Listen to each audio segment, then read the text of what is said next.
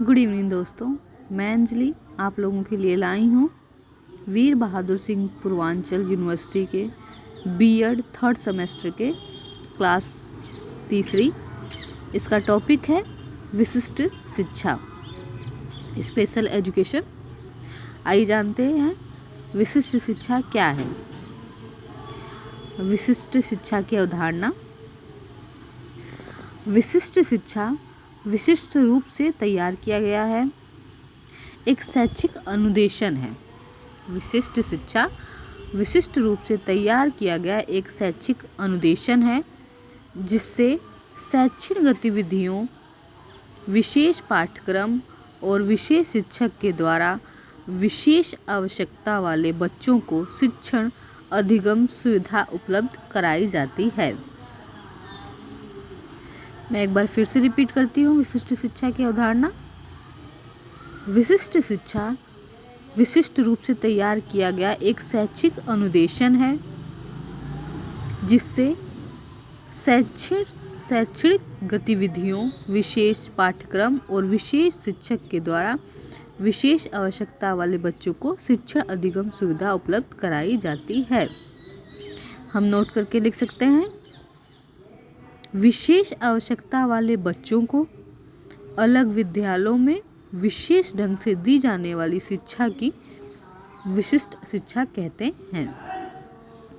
विशिष्ट दो प्रकार के होते हैं, एक सामान्य जो बच्चे नहीं होते हैं उनके लिए अलग से शिक्षा का प्रबंध करना, स्कूल की व्यवस्था करना, इसके लिए जो भी कार्य हम कर सकते हैं उसे विशिष्ट शिक्षा के रूप में देखा जाता है।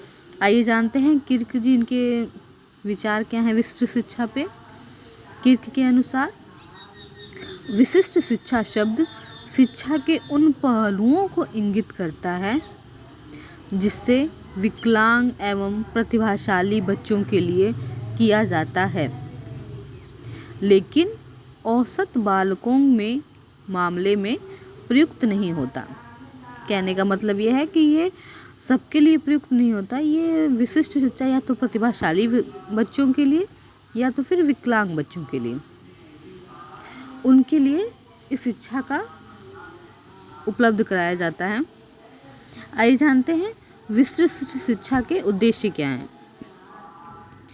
तो पहला है वर्ग कक्षा में विकलांग बच्चों की शिक्षण अधिगम क्षमता एवं कौशलों का आकलन करना, ये विशिष्ट शिक्षा का उद्देश्य है।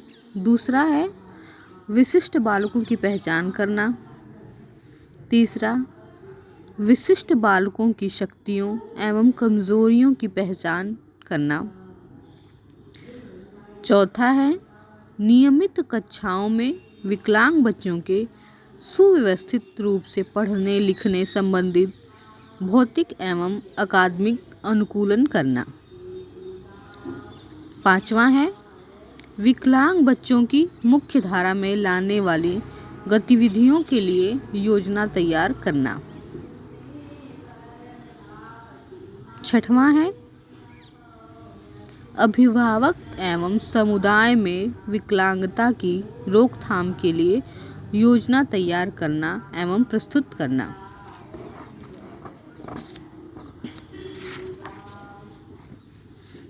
नोट करके हम विशिष्ट शिक्षा के बारे में लिख सकते हैं। विशिष्ट शिक्षा के द्वारा दृष्टिबाधित, श्रवणबाधित, मानसिक मंद, अधिगम एवं अक्षित बालकों की पहचान की जाती है। हम विशिष्ट शिक्षा की पहचान कैसे करेंगे? तो हम बच्चों को पढ़ाएंगे, क्लास में जाएंगे, देखेंगे किस बच्चे को कोई दिक्कत है, या तो वो प्रतिभाशाली होगा तब उसे विशिष्ट शिक्षा दी जाएगी, या तो उसे कोई दिक्कत होगी जैसे दृष्टिबाधित हो, श्रवणबाधित हो, मानसिक रूप से मंद बुद्धि हो।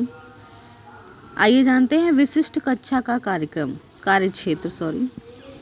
विशिष्ट बालकों एवं उनके व्यक्तित्व से संबंधित विभिन्न समस्याओं का अध्ययन करना विशिष्ट शिक्षा के क्षेत्र के अंतर्गत आता है।